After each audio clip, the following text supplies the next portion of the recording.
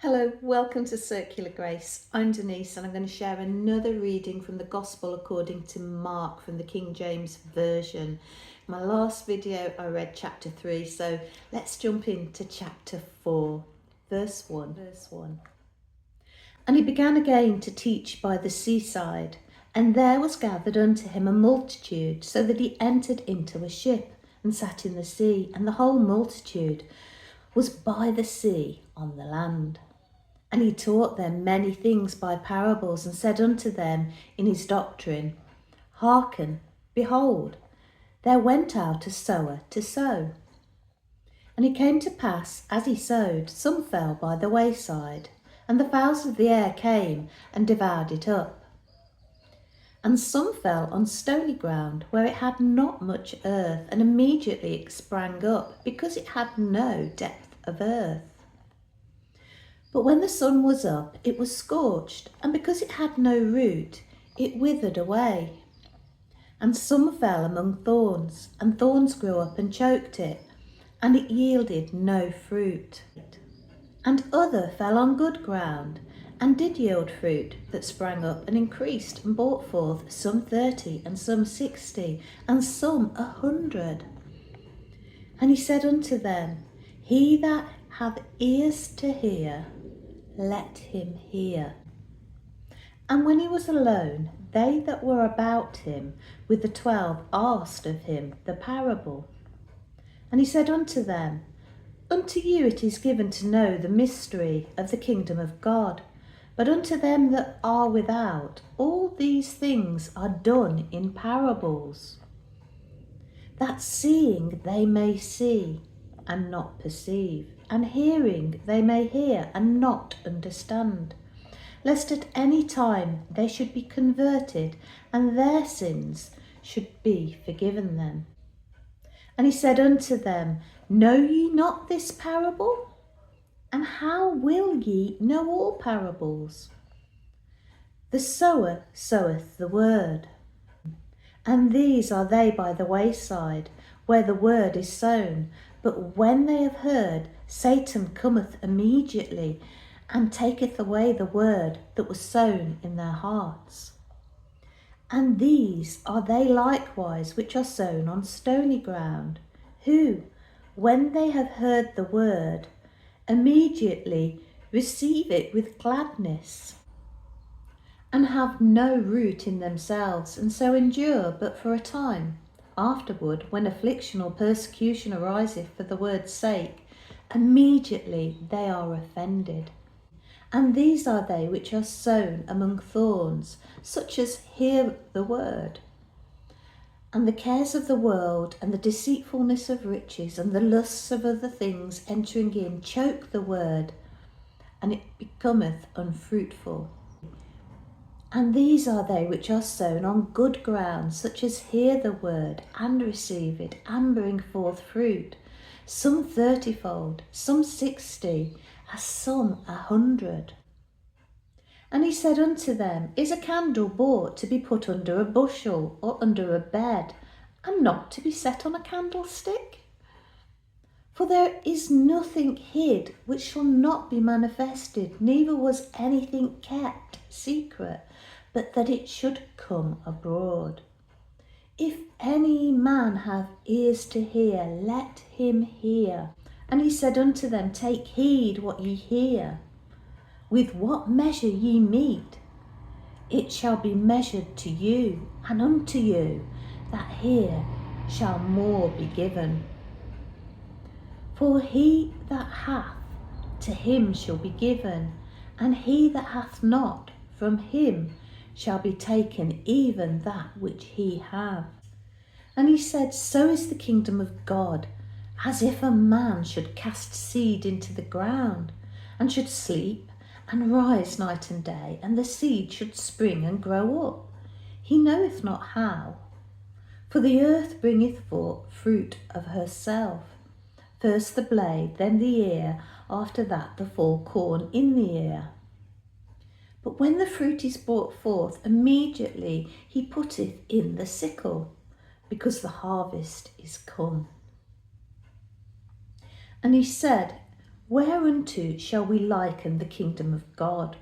Or with what comparison shall we compare it? It is like a grain of mustard seed, which, when it is sown in the earth, is less than all the seeds that be in the earth. But when it is sown, it groweth up, and becometh greater than all herbs, and shooteth out great branches, so that the fowls of the air may lodge under the shadow of it. And with many such parables spake he the word unto them, as they were able to hear it. But without a parable spake he not unto them. And when they were alone, he expounded all things to his disciples. And the same day, when the even was come, he said unto them, Let us pass over unto the other side. And when they had sent away the multitude, they took him even as he was in the ship, and there were also with him other little ships. And there arose a great storm of wind, and the waves beat into the ship, so that it was now full. And he was in the hinder part of the ship, asleep on a pillow. And they awake him, and say unto him, Master, carest thou not that we perish? And he arose and rebuked the wind, and said unto the sea, Peace, be still. And the wind ceased, and there was a great calm. And he said unto them, Why are you so fearful? How is it that ye have no faith? And they feared exceedingly, and said one to another, What manner of man is this, that even the wind and the sea obey him? There we go. The very well-known parable of the sower. And I was thinking recently about this and about endurance. I was thinking about the parable of the sower and the seed that falls into thorny ground, and all of those troubles and strifes that come in and swamp that seed, and nothing grows from the seed. And I liken that to myself. I've been going through a challenging time personally with my mobility. I've got severe arthritis and I need hip replacements, and I've left it too long. In fact, it was nearly 3 years ago that it was first recommended I have both hips replaced, but I opted not to, and I'm suffering as a consequence of that. And it has been a challenge. It gets me down. But throughout all of that challenge, I've really leaned heavily on my faith. That doesn't mean that every day I jump out of bed, hobble around with my walking sticks, and feel supremely glad that I'm able to experience that day, and that it doesn't matter that I've got pain and arthritis and I can barely walk. Of course not. Of course I get sad and miserable and a little bit depressed at times. But what has really held me up,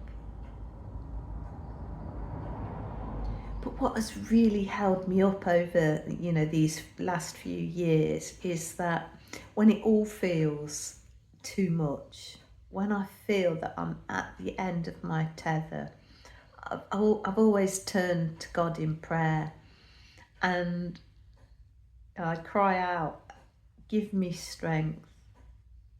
Take away this pain, take away this disability, but if that not be your will, help me endure, give me the strength.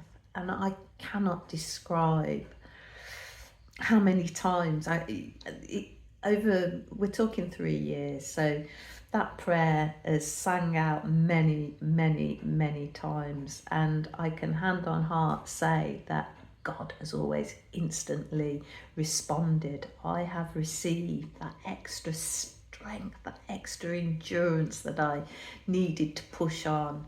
And the day may have started with me feeling rather depressed, rather fed up, rather sorry for myself. Yet another day of struggling to dress myself, having to sit on, a bath seat to take a shower rather than stand up, the pain of a step.